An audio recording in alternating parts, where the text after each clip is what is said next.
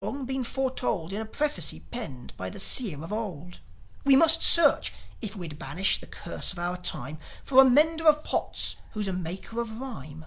'Tis to him we must look when our luck goes amiss. But oh, where in all Gosh is a Glug such as this?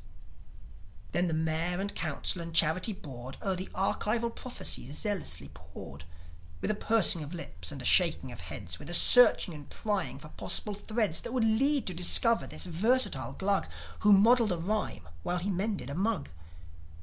With a pursing of lips and a shaking of heads, they gave up the task and went home to their beds, where each lay awake while he tortured his brain for a key to the riddle, but ever in vain.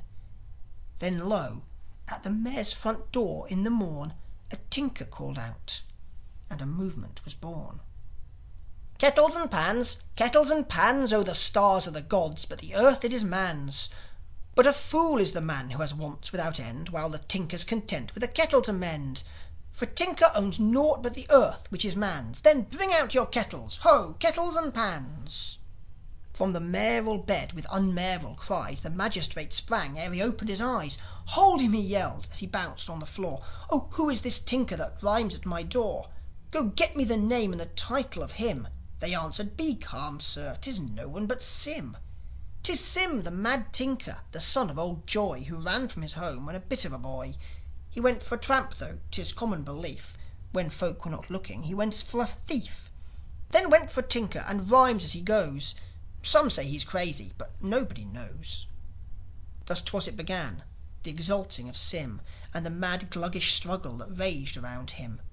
For the good mayor seized him and clothed him in silk, and fed him on pumpkins and pasteurized milk, and praised him in public, and coupled his name with Gosh's vague profit of archival fame. The press interviewed him a great many times, and printed his portrait and published his rhymes, till the king and Sir Stodge and the Swanks grew afraid of his fame amid the Glugs and the trouble it made. For wherever Sim went in the city of Gosh, there were cheers for the tinker and hoots for King Splosh. His goings and comings were watched for and cheered, and a crowd quickly gathered where'er he appeared. All the folk flocked round him and shouted his praise, for the Glugs followed fashion, and Sim was a craze. They sued him for words which they greeted with cheers, for the way to a Glug is to tickle his ears. Oh, speak to us, tinker, your wisdom we crave, they'd remark when they saw him. Then Sim would look grave, and remark with an air, 'tis a very fine day. Now ain't he a marvel, they'd shout, hip hooray. To live, would Sim answer, to live is to feel. Ain't he a poet, a flat Glug would squeal. Sim had a quaint fancy in phrase and in text. When he'd fed them with one, then they'd howl for the next. Thus he'd cry, love is love, and the welkin they'd lift, with their shouts of surprise at his wondrous gift.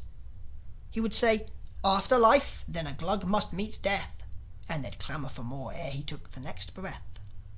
But Sim grew a-weary of this sort of praise, and he longed to be back with his out-of-door days, with his feet in the grass and his back to a tree, rhyming and tinkering, fameless and free. He said so one day to the mayor of Quog, and declared he'd as lief live the life of a dog.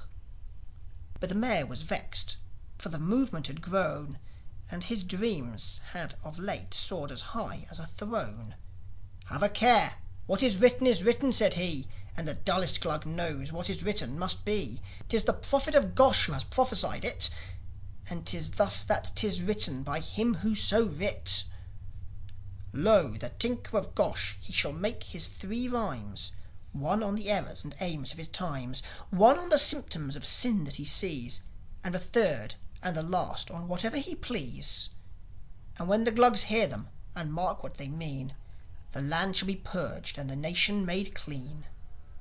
So Sim gave a promise to write there and then 3 rhymes to be read in the great market square to all Glugs assembled on Saturday week. And then, said the mayor, if still you must seek to return to your tramping, well, just have your fling, but I'll make you a marquis or any old thing. Said Sim, I shall tinker and still be a king. End of Book 8.